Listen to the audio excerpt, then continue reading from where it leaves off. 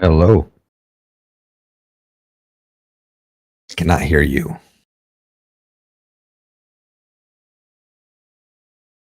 Hello.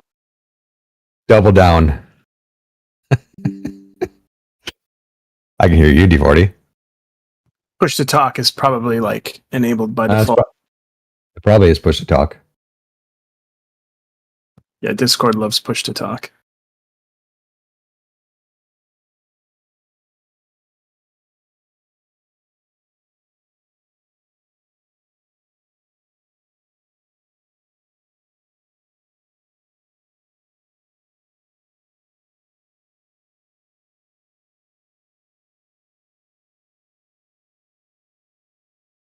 We are live, Cody says. Hello, everybody on YouTube and Twitter and all those things.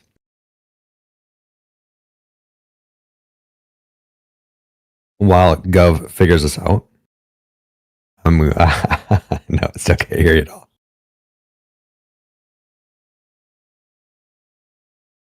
Fuck. All right. Well, like I said, while Gov figures it out, thank you all for stopping by. I am not going to be leading this one today because I am very, very sick. But I wanted to be here. You can probably hear my voice. That it's not really sounding that great right now. But the whole point of these meetings are a continuation of the governance meetings. As you all know, the governance meetings, we all had them every single week, where the community came in and led the direction of the Void testnet. Phase 2, because it's a different beast, there's less need of that, and so the governance has been shut down, let down, or laid off, I guess. But with extreme like pleasure and like respect for everything they did. They did everything. The reason we are here right now is because of how awesome the governance team did. So thank you all for governance team for whatever did. We didn't want to lose connection to the community though, or the governance members. So what we wanted to do is start doing a weekly roundtable, and we didn't want this to be a reporting session where we just tell you what's happening or anything of that sort. We want this to be a session of people can come in, jump on the stage, ask questions in the voice chat, and actually have a true discussion about things. So anybody that wants to come up stage is free to come up on stage with your questions or just to show your beautiful face. But we do have an agenda. Waiting for Gov to come back with that agenda. But let me actually looking for it now. Give it a shot again. Gonna try. I hear you. All right, good. Good to go. Dylan, do you have the agenda, or do I need to dig it up? I'm actually trying to get access to it. It's Okay. so for some reason it's not letting me pull it up. Okay.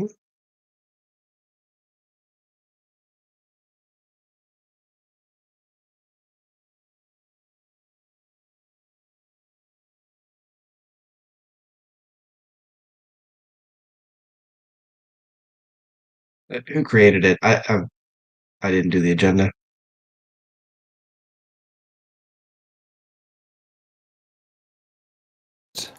I found it. Here, let me send it over. Thank you.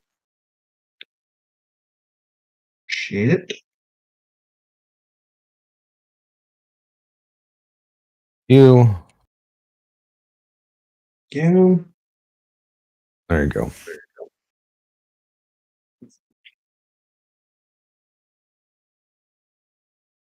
All right.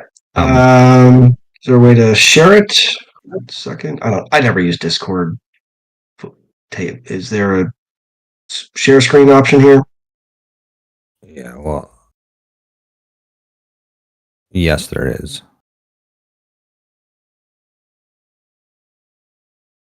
Between the camera and the microphone, share your screen.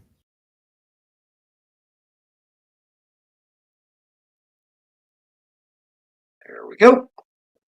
Perfect. That work? All right. All righty. So, I think Chris covered the welcome.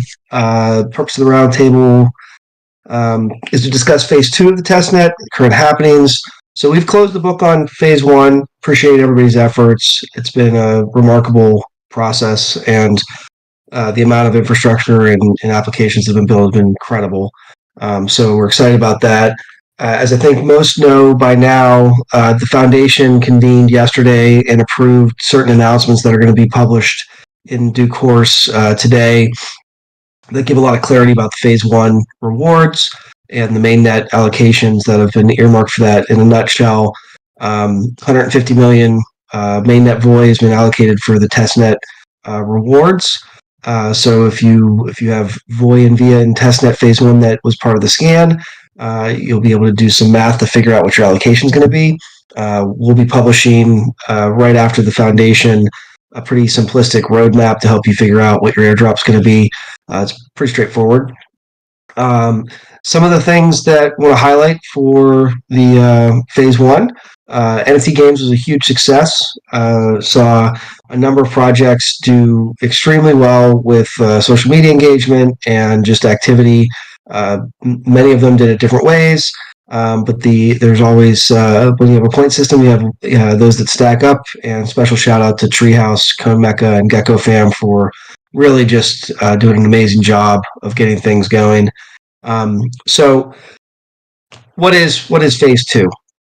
So we're moving into phase 2 of testnet, which is generally more in line with what most testnets are like, where it's the end goal is to onboard users, get people aware of the existence of the platform, get some excitement, get some hype.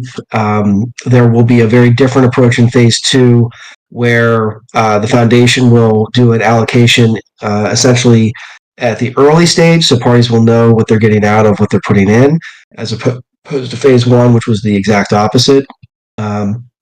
Soft launches today, getting things running right out of the gate. And the whole process and purpose of phase 2 is really to showcase all of the projects that have built on VOI already. And so, if you could just give us a minute as to kind of how the quests are designed, and then we'll talk a little bit about how things are going from there. Yeah, so how the quest will be designed is that be action based. We are Headline right now working on a directory of all of applications that are built on top of VOI, and part of the directory is for them to list quests. As many of you in the crypto space know, is like tasks to complete. And what we wanted to do is we wanted to incentivize those quests at a testnet level. So rather than actually promote VOI, we want to actually promote the projects built on top of it, so all of the new people coming in can experience the amazing projects on top of it, and not only how the projects built on top of it, but how well they run on top of VOI. So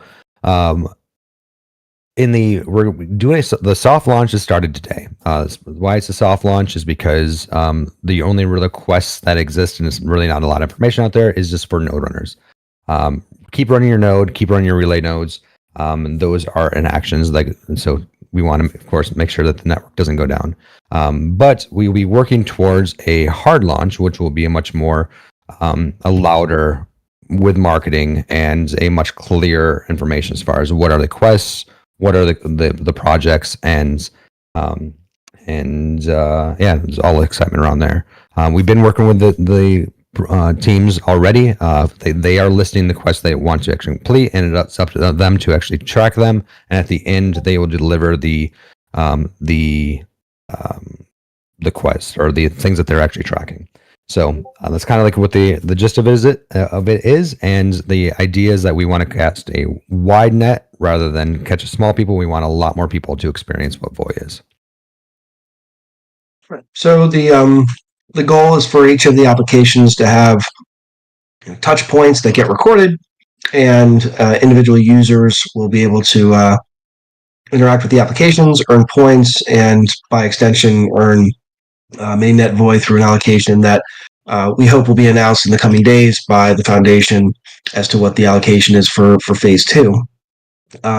Moving forward, there's a goal is to have the testnet phase 2 hard launch May 15th. So to have things in place, very clear, very systemic from 2 weeks from now, have things up and running. The this is just my personal philosophy on all of it, based on kind of how things have gone for the last few months. The purpose of testnet phase 1 was to create a very strong, tight-knit group of individuals that really believed in our mission and really believed in what they saw as an outcome that was likely to be in line with their own values. And we think we accomplished that. We absolutely have several thousand parties that are interacting with the network. They're either building on it or they're enthusiastic end users on it. We've built all this critical tooling through community initiatives. We've learned a lot about governance and how people analyze things and interact with opportunities and interact with fiduciary obligations and things like that. And the allocation that was done for phase 1 is very much done in a way where a small group will enjoy a large basket, so to speak, of testnet of mainnet tokens now approved by the foundation. And the second phase is very different. It is to certainly onboard more parties that are interested in blockchain more generally. This is a new layer 1. It's an exciting thing to get involved early, so to speak. And from my perspective, we have several thousand essentially natural born ambassadors that have been here through a testnet phase, where you understand the tooling, you understand the players, which developer built what, and the parties to point to say, oh, no, if you're having a HighForge issue, the Probst brothers are over here, and Cabesis is Kieran, and they're responsive in Discord, or whatever the case may be. But all those answers already. And we have an incredible base of individuals that know how to run nodes, know how to run participation nodes, relay nodes, be very helpful as people get into the mix and want to learn how to do those things. We have I think I pride myself on having a very responsive core team, but we really do have a broad extension of the community now that can help with the onboarding that's coming up. It's going to be super exciting. And you're going to build a community on top of what we already have. So it's exciting to have a different approach. Toss out those testnet tokens. They're for testing applications now, and it's more of a point system for interacting with the network. And what we've always wanted to really showcase on the network is those that are building on it. So we want to try to funnel as many people to look directly at Cabesis, to look directly at HighForge, to look directly at Novadex, Nautilus, Humble, etc.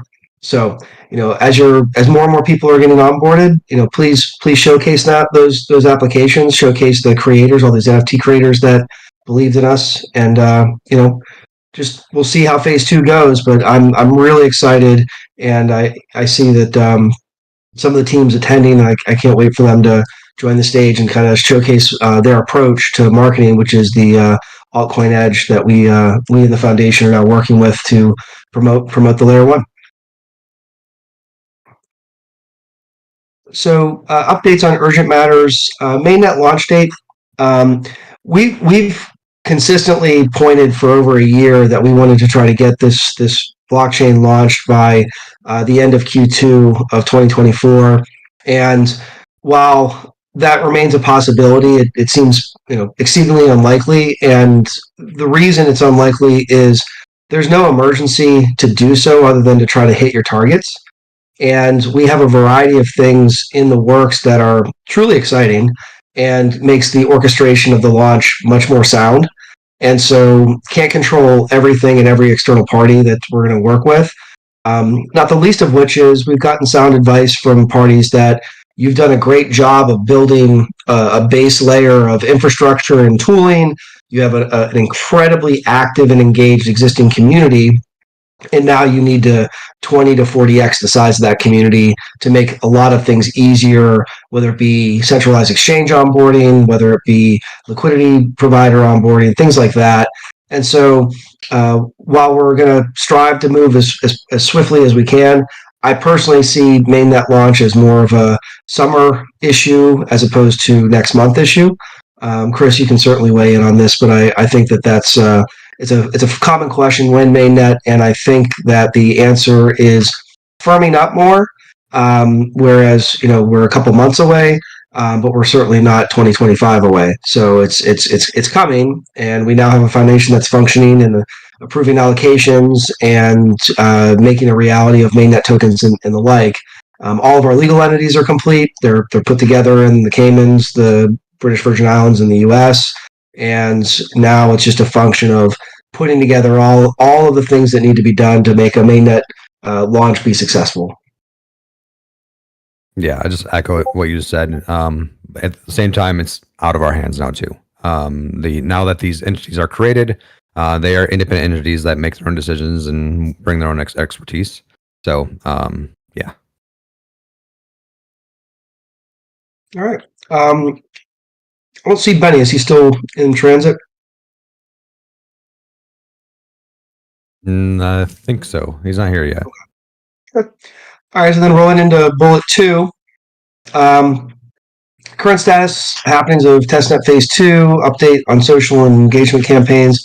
I think it'd be great if some folks would agree to come up and chat about their own projects and kind of where they stand and what's to come. The purpose of these meetings are community roundtable. So we've talked at you for a little while. We'd love it for some folks to come up and join the discussion. Feel free to provide updates about your own projects, items, issues, etc. that you're seeing. This is supposed to be very different from the governance council, which is regimented and all kinds of due diligence, etc. This is supposed to be an open dialogue with the community. So if anybody wants to come to the stage, please do so. And we can certainly onboard you. I do want Ian, if you or somebody from your team could come up and introduce yourselves, I think that'll be a pretty exciting piece of the discussion today. Hey guys, how are you? Can you hear me? Yeah. Hang on. Ooh, you got quieter. Hang on. So yeah, we've worked in marketing for the last few years. We actually started off through building our own community that we built completely through organic content, and then kind of naturally went into marketing. We started off just like anyone else as Web3 enthusiasts, and then we decided we want to spend more and more of our time with it. We linked up with Voy through one of your investors, which I don't know if we're allowed to say the names of the investor or whatever. Just slap me on the back of the head if I'm not supposed to, or something. It doesn't matter. You can share that Arrington Capital has been very supportive of any type of service provider that they have access to and that they recommend. They've endorsed a number of them, and we started working with several of them. You're one of them. Yeah. And a really good VC with a good track record. So basically what our job focuses around is exactly what the guys were talking about. It's about testnet phase 2. In a way, I think it's a very exciting time, and also maybe a bit of a weird time for a core community like this that's so strong and have been in a project since day one, because hopefully on the basis of us doing our jobs, you're going to see that community grow quite substantially over the coming months with phase 2 of the testnet. That's literally what we're focused on right now, is an exposure plan of it. So thinking things like advertisements, KOLs or influencers, other exposure channels, getting the incentivized testnet out, getting content done around it. And also, like, just to say to anyone here, like, the biggest tool probably that actually can make this a success, and we plan to incentivize in phase 2, is the buy-in of the existing community. Obviously, as the guys said, the level of rewards that existed just give me one sec. The level of rewards that was there for the first phase of testnet is not going to exist for phase 2, but your guys' active participation and helping with phase 2 is what's going to make the tokens that you earned in phase 1 and the time and effort that you put in phase 1 worth a hell of a lot, and it's what's going to help, more importantly, kick the project forward onto the next stage, where hopefully we see things like top tier sex listings, a really top-notch launch platform and a community that's not just bigger, but actually, maintains that feel of a true Web3 community, and that's what this should have because it's a true Web3 project. So our job is to get the word out there about testnet. Already, coming from the guys, it's not just about getting the word out there, but the way that that's done and doing it in a way that represents the project well is something that's really important too. And I think we're going to build some of those things into the testnet itself in terms of social activities, in terms of the opportunity to earn on more qualitative things like content production and stuff like that. And then we're just going to try and get the megaphone on blast as much as we can and make sure as many people as possible know about Voy.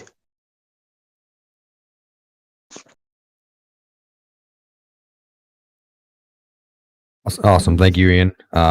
Really appreciate you guys coming on and joining us in this endeavor. You got Bjorn in the crowd as well. He's another one of the ACE members.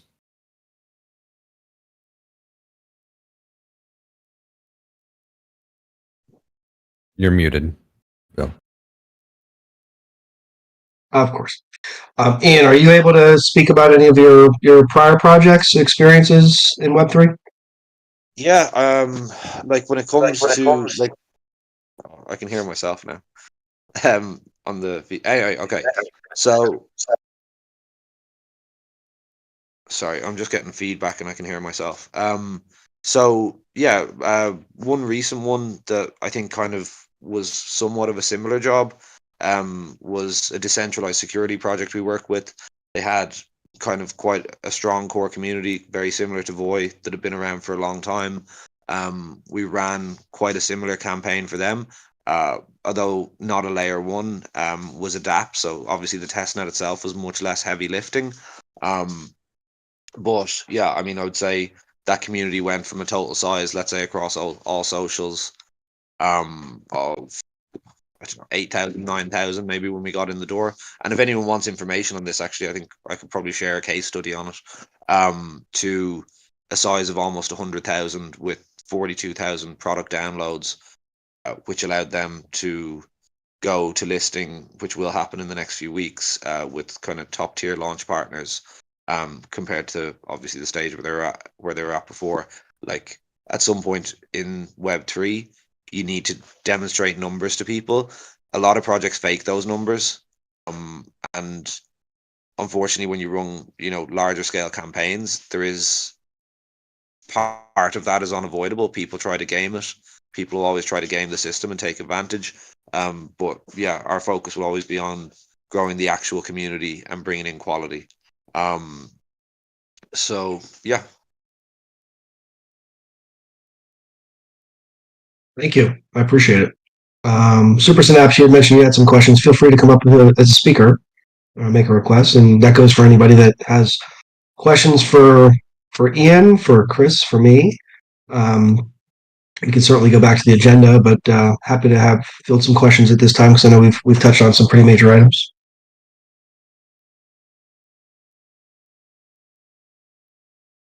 Oh, can I just add one thing actually? Like, this is very much a community focused project, right? So if anybody in the call today or at any point, like if you guys have ideas, if there's a KOL that you like or an influencer, if there's a community that you're involved in, because obviously, I'm sure you guys are all involved in lots of different communities outside of Voy as well.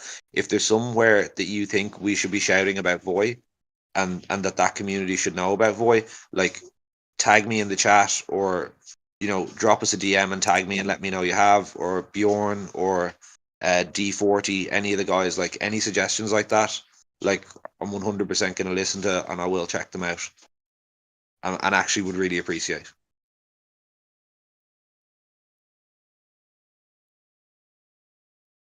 Great. Thanks, Ian. Appreciate it.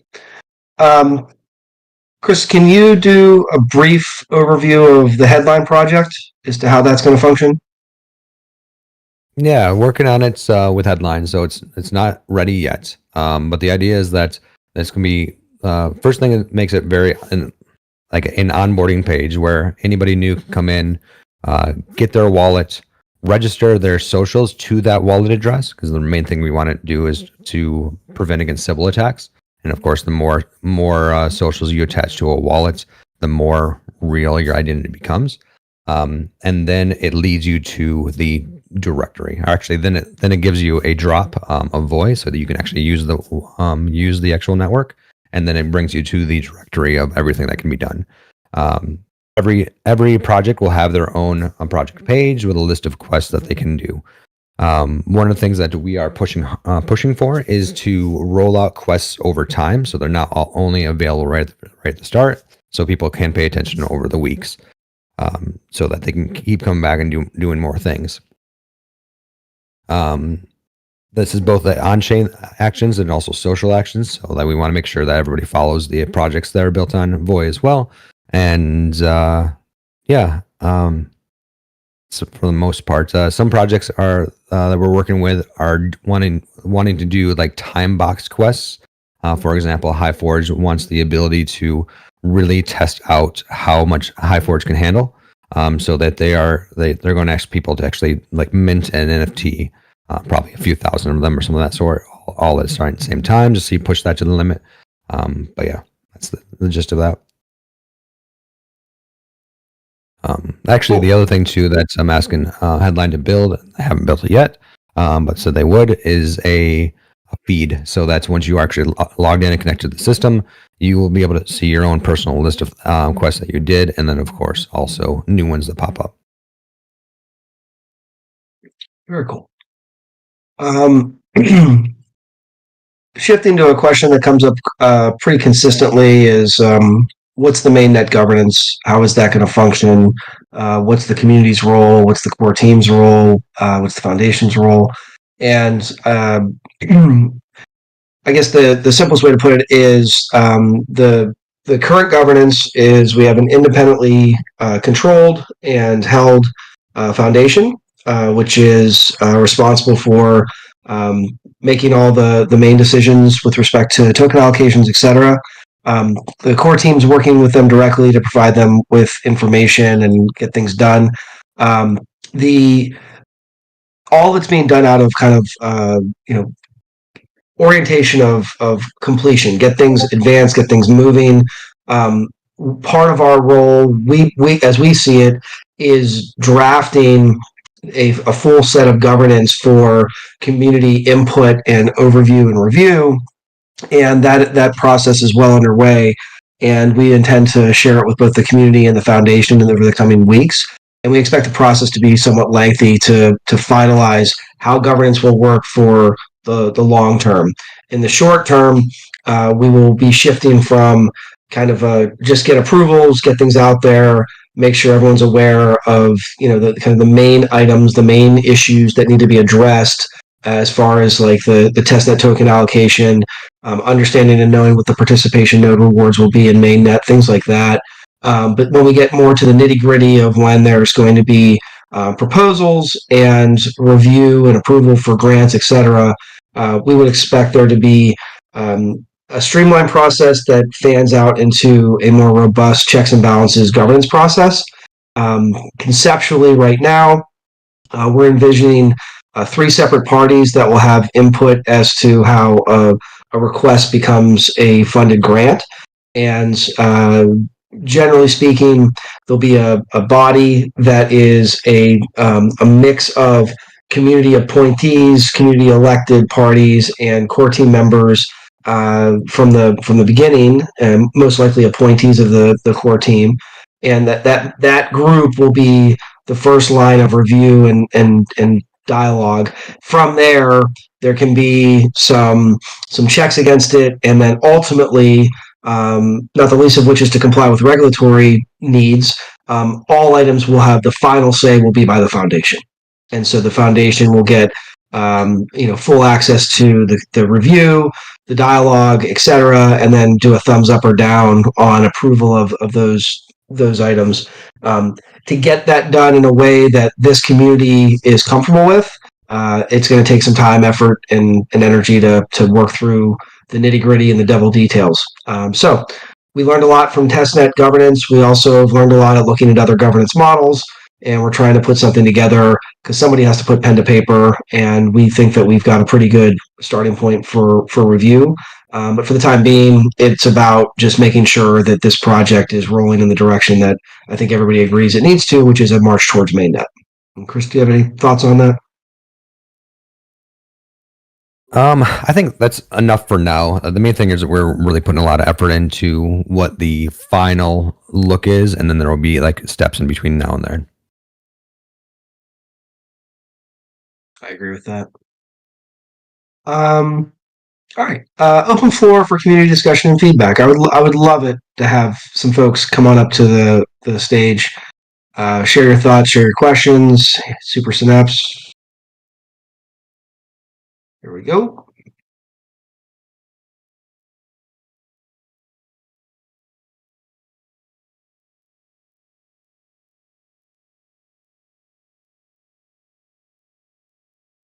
Was there? Now he's gone. Let me try He's that back again. on. Sorry. There we go. That's okay.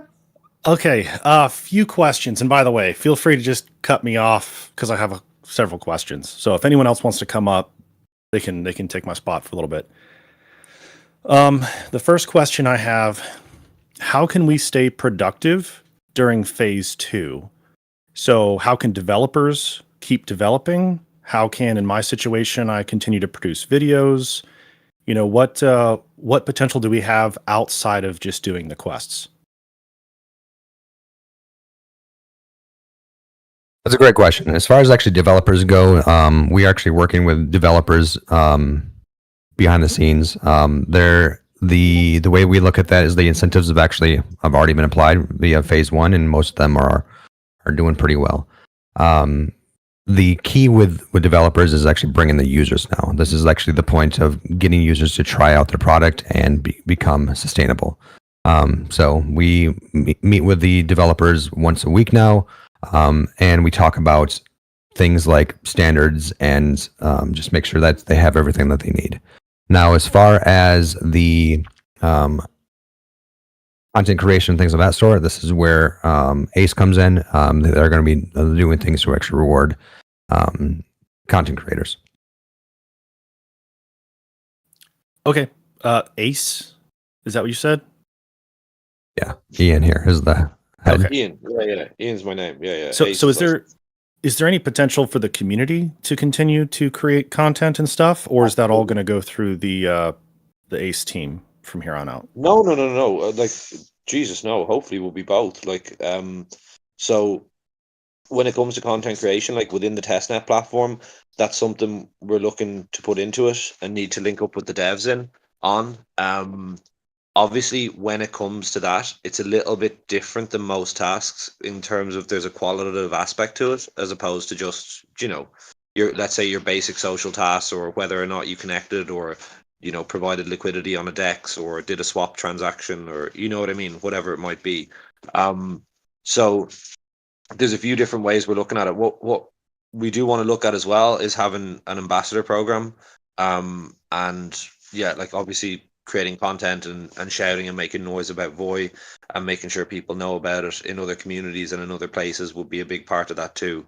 As opposed to, something like you've seen from probably a lot of other projects where it's just like retweet. So absolutely content creation from the community is really important still. Like if you look at like KOLs or influencers, like that's a different, I would look at them as two different things. Okay, cool. We can talk more later. But like just to throw out on my end, I'm sure there's many others. I have a few videos that I'm in the works of producing that were not able to be finished by the deadline. So any way I can continue doing that would be great. I know there's several people waiting on that production as well. Next question.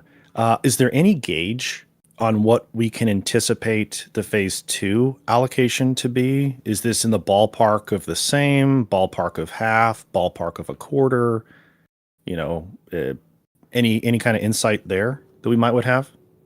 Sure. There's a couple variables you got to take into account. The first is how many people are participating. So there, that'll change the math in some regard. But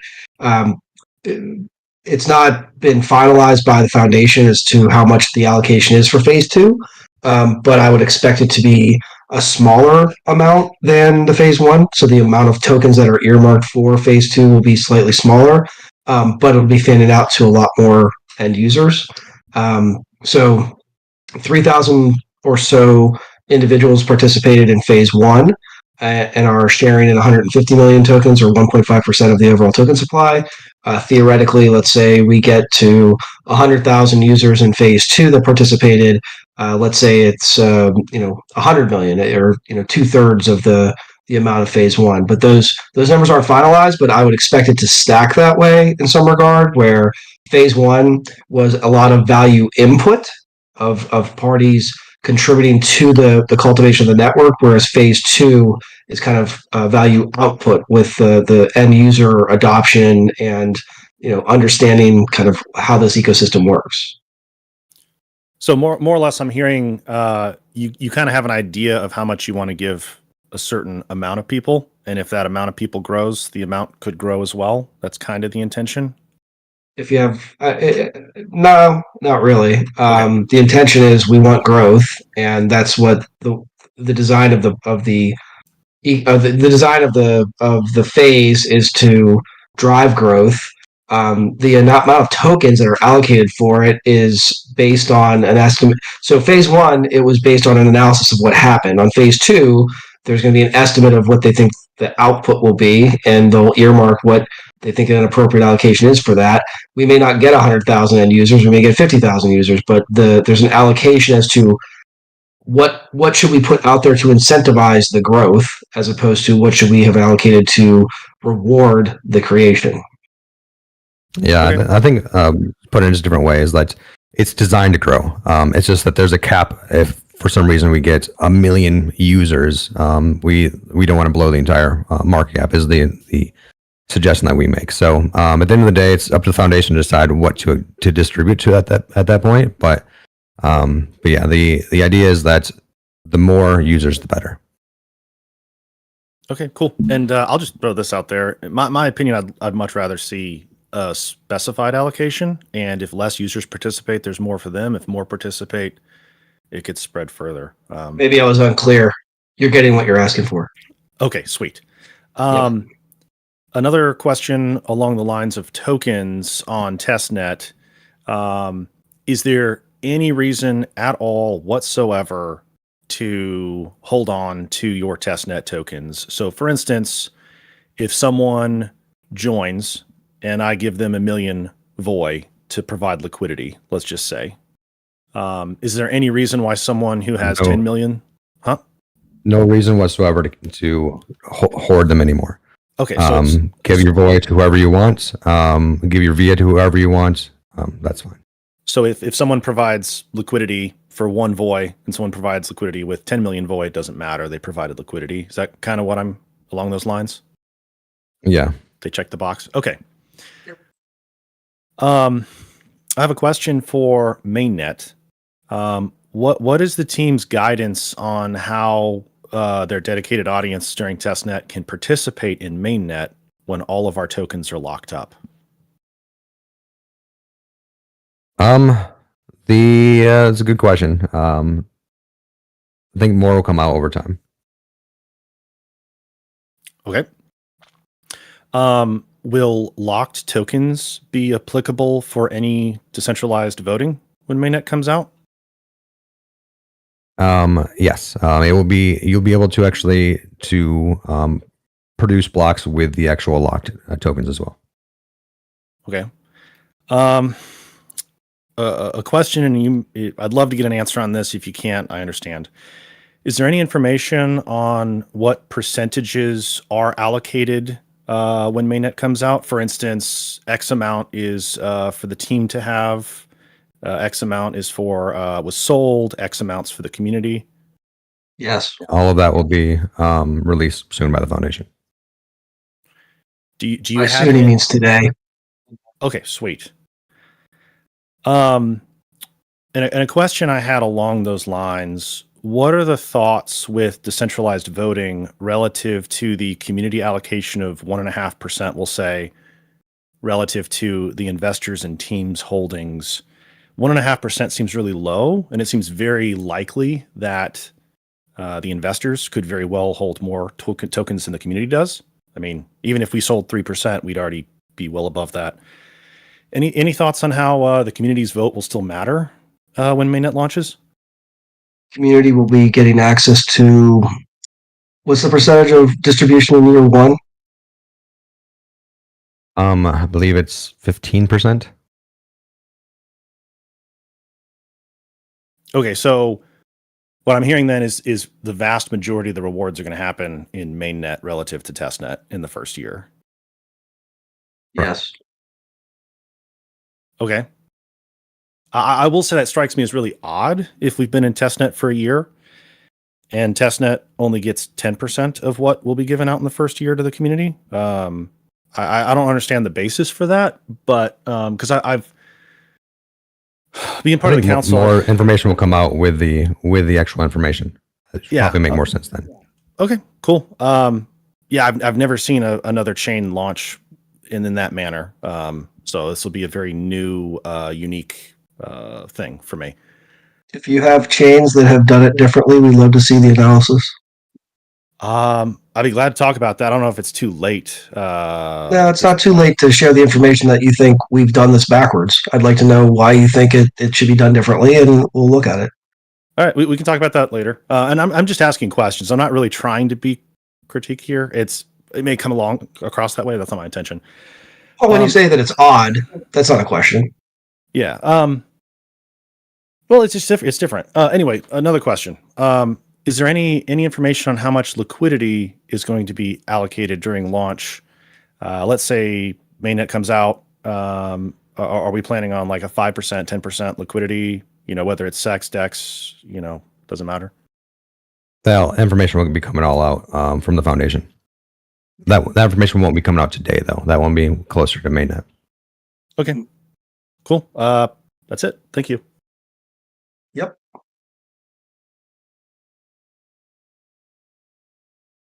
Any other questions? Haruf asked a question about the foundation, the Void Foundation account.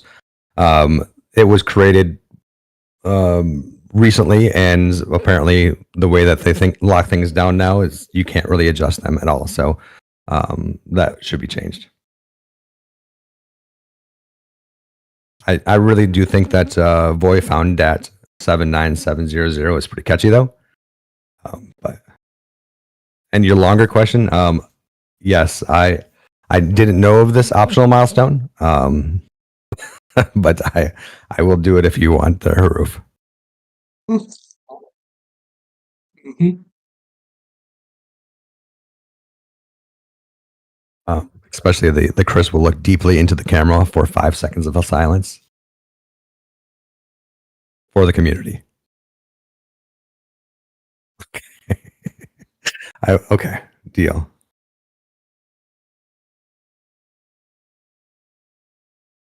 All right. So if there's no other questions, anything else for you, Bill? No, I mean, if anybody else has questions, comments, feel free to join. We're happy to stick around, have a chat. Yeah, like going forward, if people don't come up to these, we won't have them anymore. Yeah. The point of these is actually a roundtable for people to come up and ask questions. And if it's just a reporting session, we already have one of those on Spaces once every 2 weeks. This is much more people jumping in and asking questions or giving their 2 cents like Super Synapse did. Will there be governance meetings in phase 2 or mainnet? This is there is no governance right now. The governance was for phase 1. The whole point of this is for the governance team to show up and ask questions. But once again, if that doesn't happen, there's no reason to actually have these because it would just be repeated content on Spaces.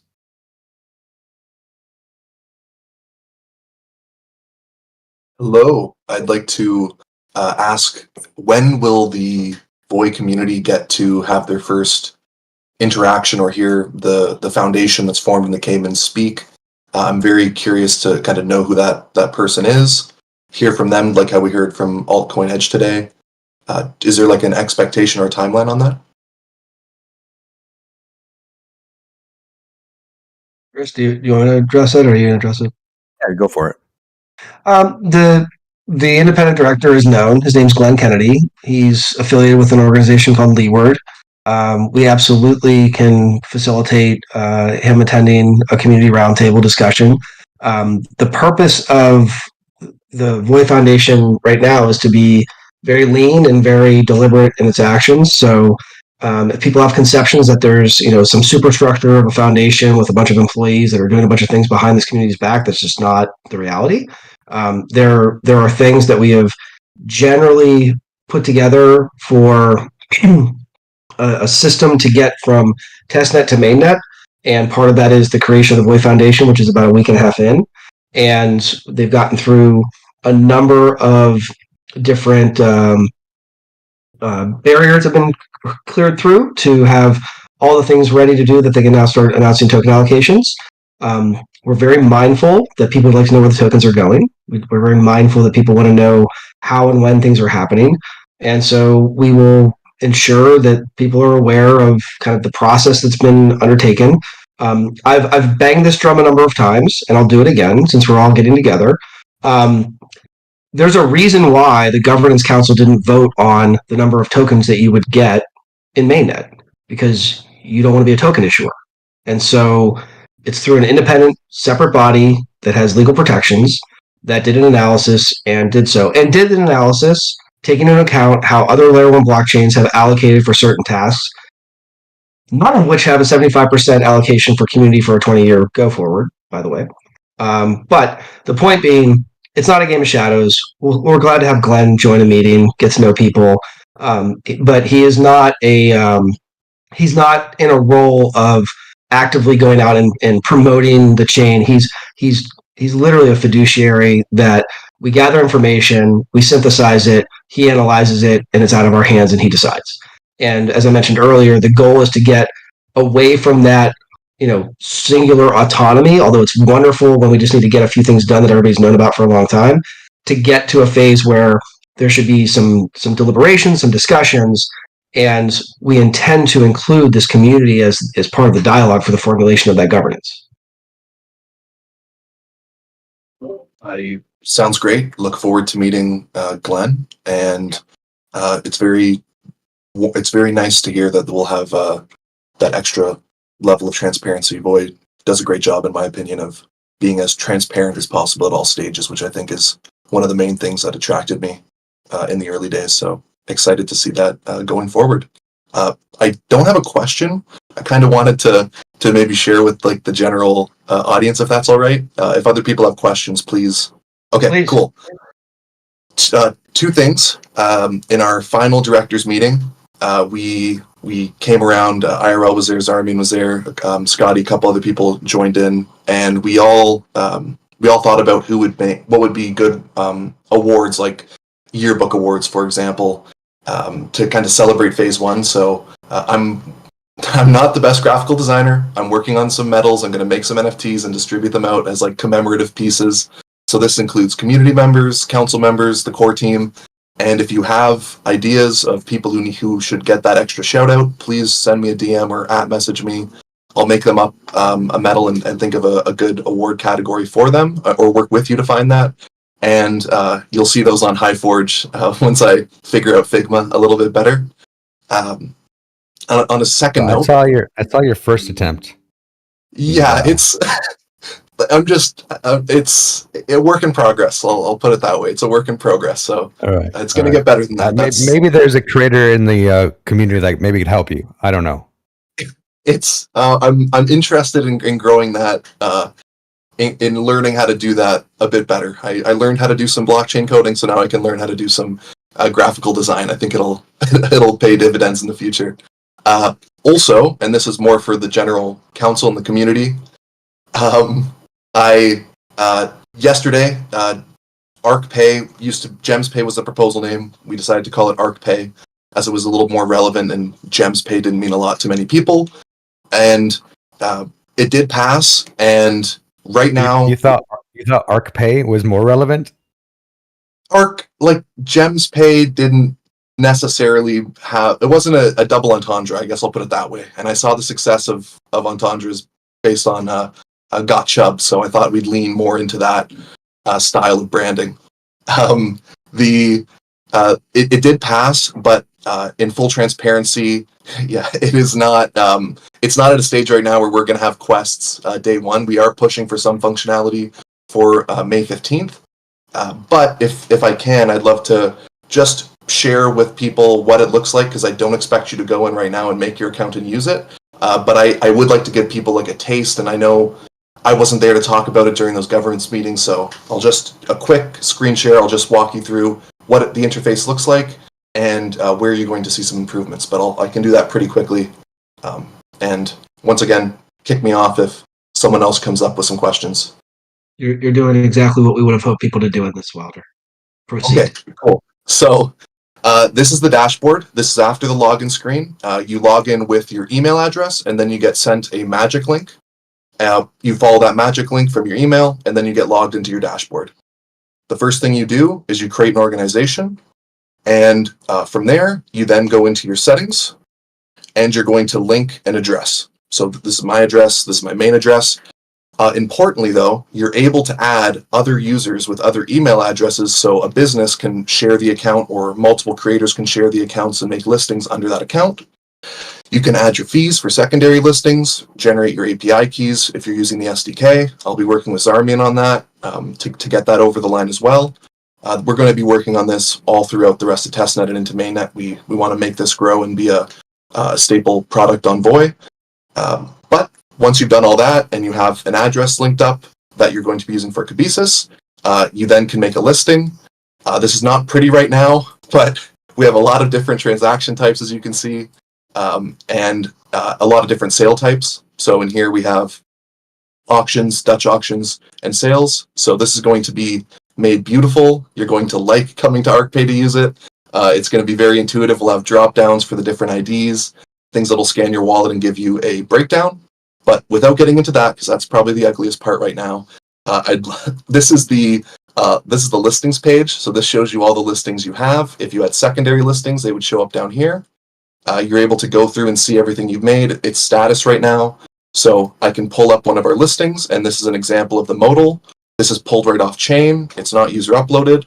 And you can go through here. If you hit the buy, this is, for example, what a user would see. They're hit with this pop-up, they connect with their wallet, and then they pay. So that's let's say the rushed overview of what ArcPay is, but you've seen it now, so you'll be able to appreciate how far it comes over this next month as we really refine it over the 8-week period we originally intended for. So thank you, Shelly. Thank you, Andrew. Shelly was like such a huge help behind the scenes. He's a true Voy wizard, so thank you so much, and we wouldn't have been able to do it without his help completely. So excellent guy. Please reach out to Shelly if you are a developer getting started on Voy. He's probably the best person to talk to in my opinion. So thank you. And yeah, that's my presentation. Oh, final thing. We have a GitHub. It's all public. And if you want to see a guide, which I will be improving as it changes, we do have documentation here. So you can try it out if you'd like. It all does work. It's just not fun. So when it's fun, we're going to have quests. Okay, thank you. Great, Okay, great job, Wilder. Okay, there's 7 minutes for someone else to ask a question. Have a great day, everybody. See you, Wilder.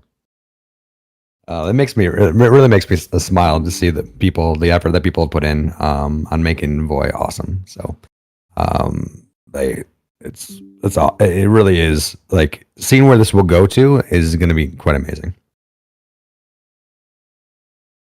I agree. Real quick, for new people coming into Voy, like I definitely have some friends that I can send some Voy tokens to. But any thoughts on setting up a faucet, even if it's a community faucet, that we can send our tokens to? That's what I started to talk about earlier. Is the register wallet, register your socials, and get your Voy drop for it. Sweet, fantastic. Yeah, I think having like an open faucet to the public will be a nice buzz on Twitter. Yeah, it's going to be it's going to be pretty nice too. I've Headline's been working on it, but also you Voy millionaires, 100 millionaires, or however many Voy you guys have now, just give it away. Like, you don't need that much anymore. Start giving it to your friends. Yeah, I would love to even just give it to people I don't know, if that makes sense. Like, my friend group is small compared to Twitter. Very much so. And then and as far as actually running nodes, a lot of people started swapping their Voy for Via today. I have no idea why anybody would think to want to do that. After I made the comment, somebody balanced the pools back out, but there very well be quests that use Via and Voy in the future. So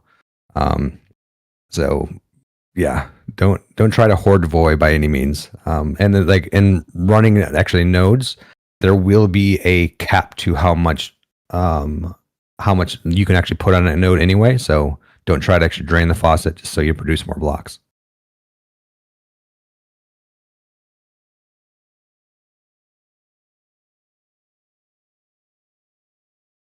Anybody else want to pop up before we call it a meeting?